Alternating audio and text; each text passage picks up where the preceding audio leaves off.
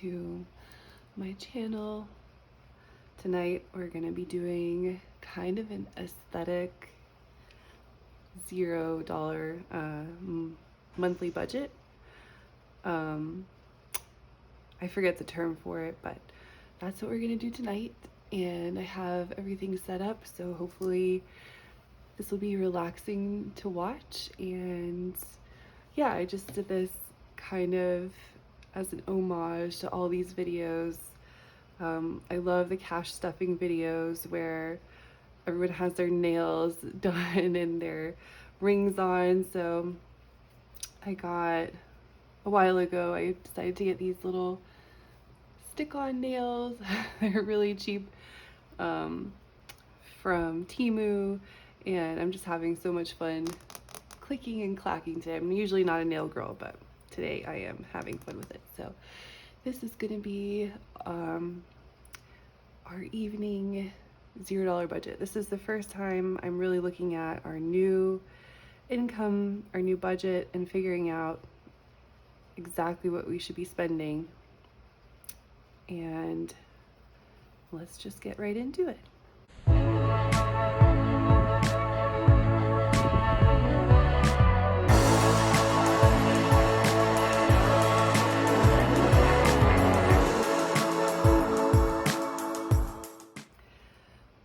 So as an intro, I'm 34 years old.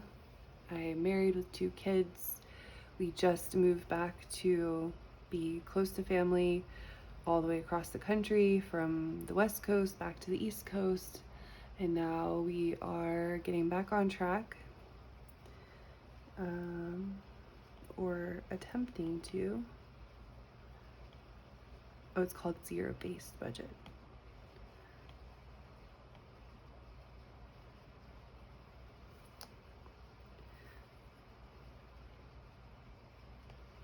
So this is our monthly zero-based budget. In this video, I'll be going into our monthly income as well as our ballpark expenses every month, and we're going to see how much we have to play with to pay off all of our consumer debt. Our main goals are to eventually own a home someday very soon. And I can also go a little bit into where our savings are at and our savings goals in this video. So let's start. So let's begin with monthly income. This is really hard to write with these nails. I'm going to try my best. So monthly income, I'm very fortunate to have a remote job that I feel very grateful for the income I do have. So every month I take home around $6,000 per month. That's after taxes, after 401k, after health insurance, $3,000 per paycheck. And then my husband also contributes. So I handle paying all of most of the bills. He handles his student loans, and he contributes to grocery expenses and living expenses throughout the month. But every paycheck, he usually contributes between $500 and $1,000 per month to take care of his half of the bills, and any other expenses. So I'll say just on average from my husband, I get around $1,500 cash, just to help balance out the expenses every month.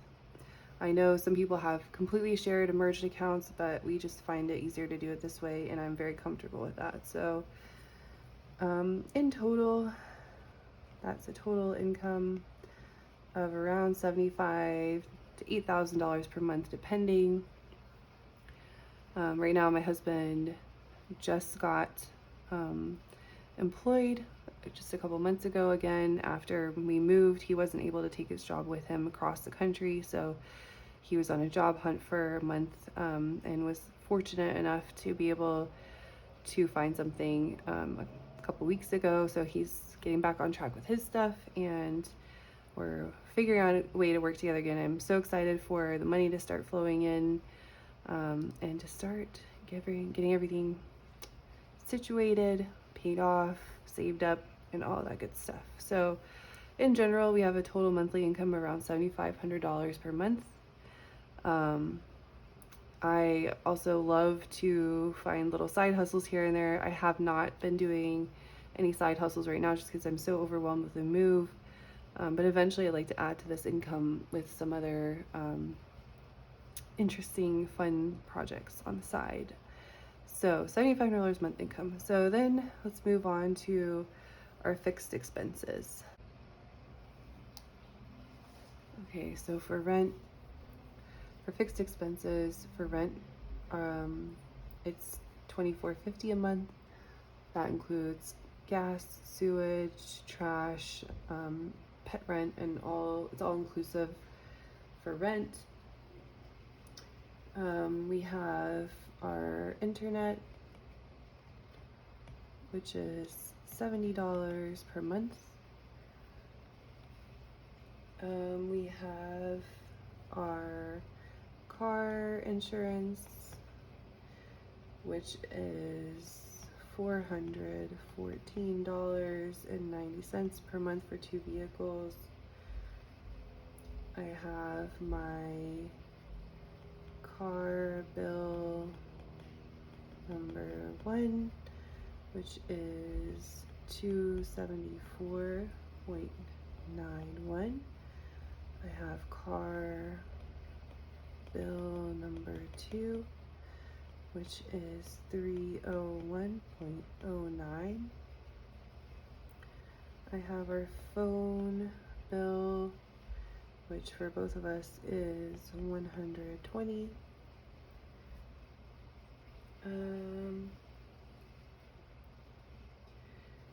And I'm not including the car bills as debt payments. I'm kind of including them as a utility in this budget. I can think about that and reconsider that later. And then we have electric, which I will budget around $150 for, just on average.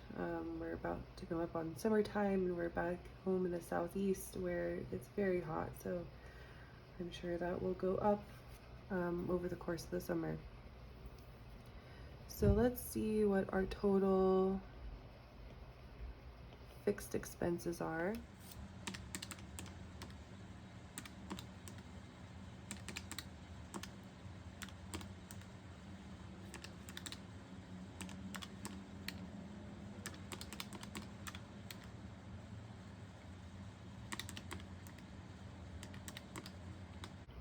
So our total fixed expenses every month are $3,780.90. So that leaves a balance of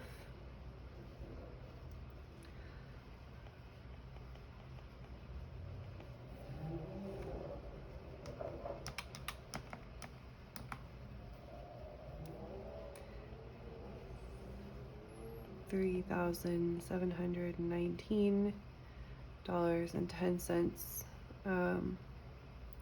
to use for variable expenses and debt payments. So next, let me just do a little highlighting so I know what we're doing here. We had income, we have fixed. This is the money we are working with. Okay, so now let's move on to debt repayment before we get into variable expenses. So let's go into debts. Not fun, and I'm not including car bills in the debt repayments, just because for the purpose of this, I feel like they're almost utility bills. So we can move them later. This is just my first try at this. So for debts, we have the dog loan. Oh my god, I'm not even writing on the line. Okay, not that it matters, but anyway. We have the dog loan, which we're paying $535 per month for the next 2 months, and then it will be paid off completely, thank God. I have my balance transfer card,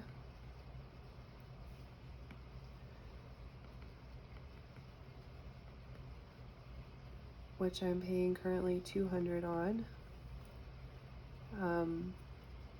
because I'm directing most of my payments at my Amex, which last month, I'll just say 75 to 8,000 here, because last month I paid $3,000 onto Amex, and I think that's going to take us over the $7,500 amount.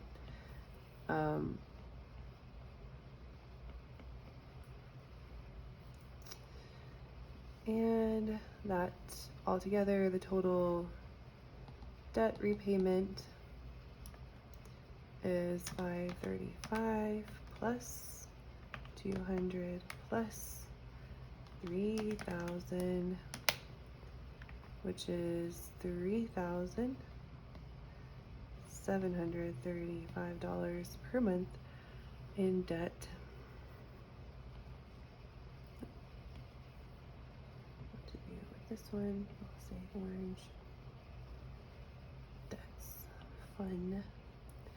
So before we get into variable expenses, I think the real issue here is that almost all of my variable expenses go on to my Amex card, which is why this balance is so close to the leftover balance here. The only issue I have is that, which should more or less work, it's just the only issue I have is that for the last couple months, my monthly living expenses, my variable expenses have not been anywhere close to in that range because of the move. And it sounds like so much money, and I really need to go. I think my next project is actually looking at our spending, but this month my goal is to spend obviously much less than $3,000 in variable expenses.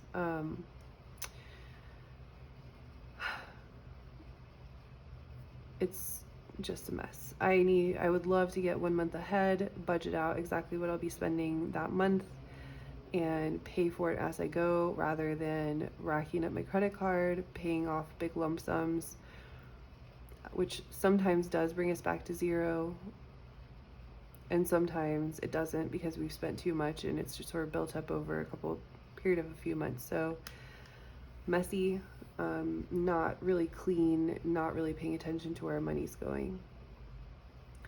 So let's just not count the Amex, and let's just say these two are our main debts, which would leave us with which would leave us with a $735 debt repayment, must repay. And then we can figure out, oh my gosh, I don't know how to do this. How are we going to both pay for our variable expenses and pay off Amex? We'd have to keep, let's say we have to stop spending on Amex completely and reduce this monthly payment down to $1,000 a month or something like that. And then we'd have a total of $1,735, and then we can subtract that from $3,719. Okay, before we decide how much we'll pay onto Amex, this is so complicated already. I'm getting so let's just do 3,719 minus 735 to 984 we can spend on variable expenses. So let's just say 735. We have $2,984 for variable budget. Oh my God. Okay. Let's go into variable expenses. This is where it gets really complicated because I have so much to plan for. We have 2 kids who need things. We have a dog who needs things. We have, holidays, birthdays, all of those sinking funds, which I have not even started really thinking about yet. So I think that's where the majority of my thinking and budgeting and controlling our expenses really needs to be directed. And right now I'm so far away from that. Anyway, let's just guesstimate some appropriate expenditures and categories, I guess, for now. So we have gas for our cars. Luckily, we both work from home, so the expenses are low. I think I pay like $20 every 2 weeks. My husband probably pays around the same, let's just say. So $40 every 2 weeks, so $80 altogether for gas. Maybe let's round it up to 100 just in case of road trips per month. Groceries. This, I think, is our real problem area. Because I know we spend most of our money at the grocery store. We don't really do takeout restaurants that often. I mean, when we moved, that kind of picked up a little bit more than it usually does, but normally I just do one big shop on the weekend at the grocery store, and then we fill in with a couple other shops throughout the week because we always forget something. And last time I looked at our budget a long time ago, it was around $1,000 a month in groceries. Again, we have 2 kids, we have a dog. I am including like cleaning supplies, soap, little household items like that in this expense. And I don't know if this is still appropriate, honestly. First of all, I know, oh my God, I know that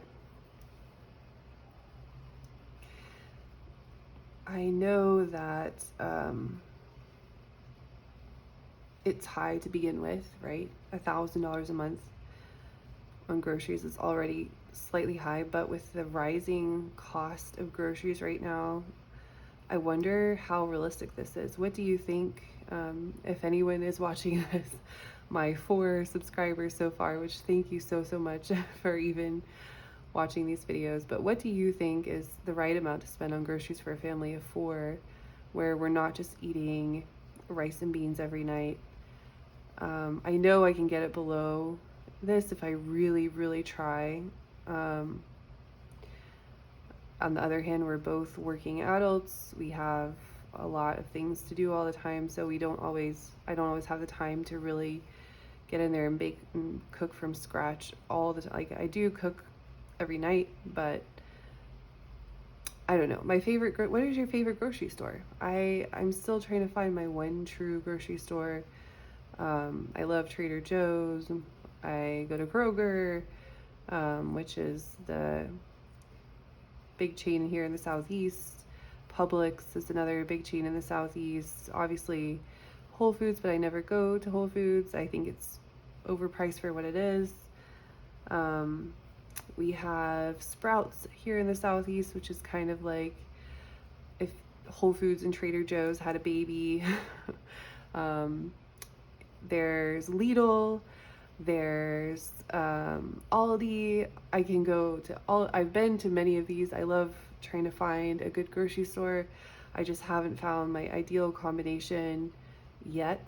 I think for now, before we moved, I'd go to Trader Joe's for most of the staples, and then I would go to a nicer market for fresh fruits and vegetables that they had really nice, high quality, delicious, plump, juicy mangoes and things like that, which I am such a sucker for.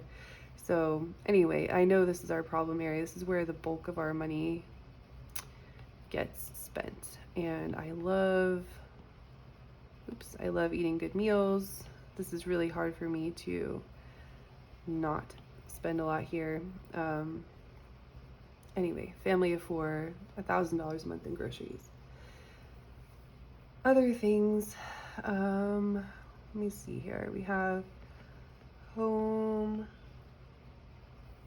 goods, not the store, but just general home goods. I would say normally when we're not moving, I might spend $100 to $200 a month shopping for things for the house.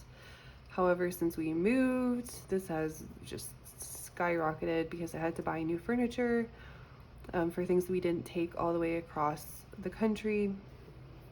So I need to figure out how to, I don't know. I'm so lost. I think the next step here is I need to go into this Amex card of doom and actually see what we spend money on, because your guess is as good as mine right now. I don't know. I know for the move I bought like a bed frame for 200, a sofa, big nice comfortable sectional from IKEA for 1900, dressers for like 200 a piece, 250 a piece, so probably, and I got four, so probably altogether $900 on dressers. I got the kids bed frames, which was like 150 per, so 300 more dollars on that. It's just $3,300, and it only goes up from there. I don't know if you can even see the calculator on this moody background, but anyway, yeah. Then we have birthdays, holidays. Now that we're back in your family, I'm sure we're going to be spending even more on both of these things for family celebrations. Although now we won't have to pay the travel expenses, flying across the country for Christmas and things like that. So I don't even know. I will just write in question marks. I can tend to be a little overly generous when it comes to birthday present buying. And when it's Christmas time, I tend to go a little overboard. So yeah, I don't know. I think my lesson tonight is I just need to figure out what we spend money on and how not to overspend until we get our debt paid down. Which you can see my last video for our total debt, my total debt confession, my total debt picture. So, and I can't even think of any more variable expenses right now. And then savings, which I would love to increase once we have everything paid off a little bit more. For savings, starting from the smallest to the largest, I have the kids' college funds, which I just started a couple months ago, which is very late, I'm sure, for their ages. But I didn't even think about it. I wasn't even aware what 509, I think, the 509 plans were. Right now, I think we have a total of like $500 in there altogether between both of the kids, maybe 600. So I think once we get everything paid off, I really want to start dumping money in here for the kids every month. And yeah, so they can not take out $1 million in student loans like many of us did. But we still have credit card debt. We have my husband's student loan debt. We have 2 cars that we owe money on. So it's just tricky figuring out the priorities for these things. The next biggest one is my savings account, which I completely drained because of the move. It was at $6,000. I spent all of that just paying movers and paying for our car to get shipped. So that's not even including all of this, $3,300 plus expenses I just racked up buying furniture for our house. Anyway, so right now for our savings account, we're at around $500. Then we have our bigger savings. So we have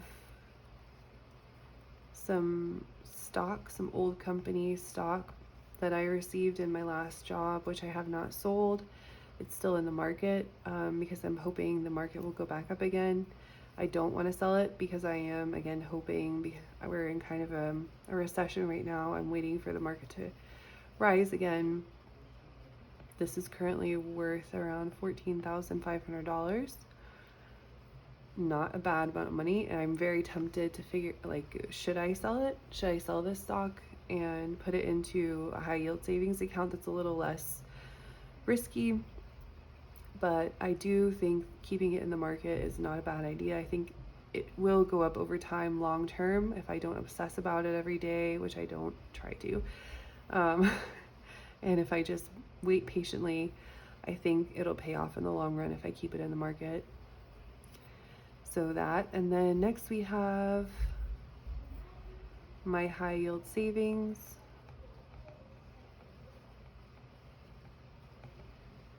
So this was completely unexpected, and I'm extremely lucky. I used to kind of resent families where kids got help from their parents a little bit because my family was very much bootstraps, do it yourself. You know, I got no help with college. I've been working since I was 15 years old. My husband's very much the same. But my grandfather passed away a couple of years ago, and I was lucky enough, very unexpected and very generous, to receive an inheritance from my grandfather. And that is currently a total balance of $33,000 and some change because it's been sitting in high yield savings for a little while, not too long. I could use this money to pay everything off. However, I almost feel like this is sacred money, and I don't want to touch it. The only reason I will ever touch it is for buying a house someday, because I know my grandfather would approve of that. I don't want to use this to to get out of my credit card debt. I will do this on my own without any of this inheritance money. This will be solely for the purpose of buying a house. I'm almost tempted not even to use it for that, but honestly, we have no other large savings, so I don't know. I just feel like I can't touch this money without feeling like it just feels very important, and I don't want to waste it or fritter it away. I don't want to, pay off my credit cards and then rack my credit cards up again. So I feel like this has a lot of burden of responsibility for me to handle properly. Right now it's in a high yield savings account racking, I think it's like 3.8 or 4% interest rate every month. So instead of being charged interest, I am accruing interest on savings, which is the first time in my life that's ever happened to me, other than a couple cents in my savings account. But I think this earns around, 33,000 times 0.04 divided by 12. Yeah, $100 every month, just bloop, just appearing like magic. I just can't even believe this. Like, this is what makes me want to save even more, because if you have money working for you, which I never truly understood before, but you just get free money. You get free money for having money, which, what a loophole and what a rich person problem to have. Like, not even a problem, but anyway, I'm not touching this. This is my sacred money, only for a house someday, and maybe even not then, but this is not being touched. It's just sitting in the savings account, getting 4% interest every month.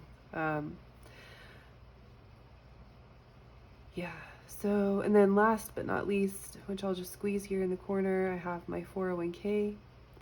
I have two 401ks. I haven't rolled my old one over because, I don't know, I just kind of want to see if, each of my 401ks is being handled by a different company, investment company, and I'm trying to, in my brain, I was like, I'll spread the risk. Anyway, But altogether, they're worth around $55,000.